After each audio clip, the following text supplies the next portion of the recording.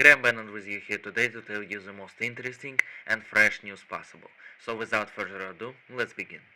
An attack on the town by a horde of infected from the railway was repelled by a united group of survivors. The battle was a long one, and during it people reported hearing voices in their heads telling them threats. Electricity returned to the town after the attack was successfully repelled.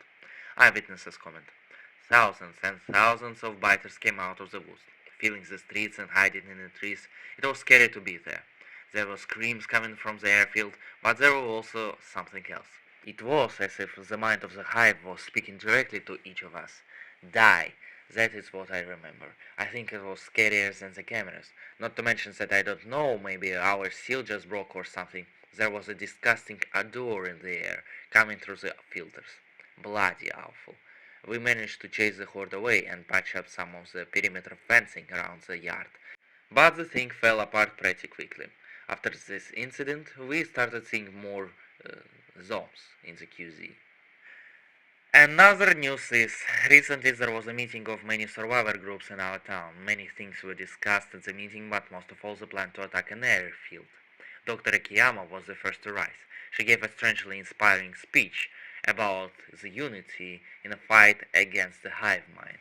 Much of it was a repeat of a horde night or other similar incidents in the city. Apparently it's not just the airfield areas that people hear nonsense about. The speech then went into the details and theories that doctors had about the whole thing. Apparently the hive has a mind.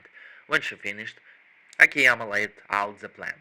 3 teams: assault, objective, and trauma. Hit the airfield hard and fast. Pretty simple if you ask me. Before the meeting, Declan told Jonah a completely different plan. People didn't like that Declan didn't even want to present the plan he made up, not by himself. He got Jonah to speak for him. Anyways, it was something about the Joyride team, riding around in a car with a siren, chase off zombies, win, well, you know, the plan. Anyway, it ended up getting shut down, sort of. But people managed to have a fruitful meeting, and that's the main thing. Another news is, an abandoned 10-man quarantine zone was discovered to the northeast of the city. It was located in a forest. According to the reports and sadly the death notes that were found in the area, people were left to fend for themselves, which raises questions for the government once again. They're surprised that the people of the city don't trust them, but still, people keep finding mistakes. Mistakes that the government made and the mistakes that cost people's lives. That leaves only one question.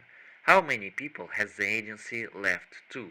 In hospitals, prisons, orphanages, and other small quarantine zones without help.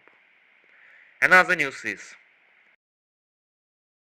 on the west side of the town a not so pleasant scene was discovered on the territory of the container warehouse. About 6 animal corpses and boots with skin tears in them was found in the area. It is not known who did it, but be careful in the vicinity of this area.